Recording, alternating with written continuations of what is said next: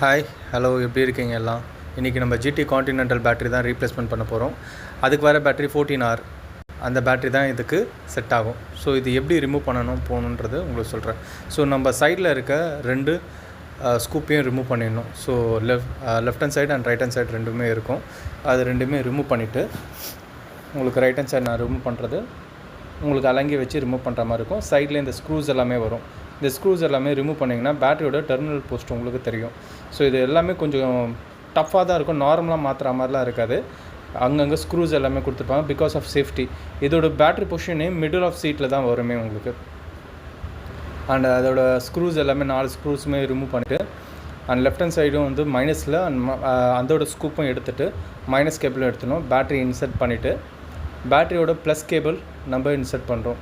அதோட லாக் கரெக்டாக செட் ஆகிற மாதிரி அதோட கிளாம்ப்ஸ் எல்லாமே கரெக்டாக செட் பண்ணிவிட்டு ப்ளஸ் மைனஸ் நம்ம கரெக்டாக பார்த்து செட் பண்ணணும்.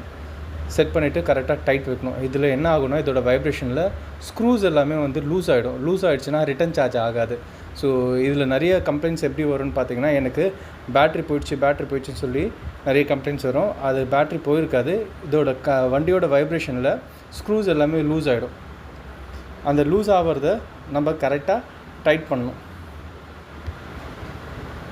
நம்ம கரெக்டாக டைட் பண்ணிட்டோன்னா அது ஆடாமல் இருக்கும். அண்ட் அதோட 10 mm ஸ்க்ரூஸ் வரும். அது நம்ம கரெக்டாக நம்ம நெட்டில் வச்சு டைட் பண்ணிடணும். ஸோ இந்த கஸ்டமரும் அப்படி தான். அவங்க என்ன ஆச்சுன்னா, டெர்மினல் போஸ்ட்டு யாரோ டைட் பண்ணதில் போஸ்ட்டு உடஞ்சிருச்சு. ஸோ கிட்டத்தட்ட இதோட பேட்ரி விலை மட்டும் 3500 ரூபா. ஸோ யாரோ பண்ண தப்புனால அவர் புது பேட்ரி வாங்குற மாதிரி ஆகிடுச்சு. ஸோ அதுக்கப்புறம் என்னை கூப்பிட்டார் இன்ஸ்டாலேஷனுக்கு. நான் போயிட்டு பக்காவாக இன்ஸ்டாலேஷன் பண்ணோம் அந்த பேட்டரியை.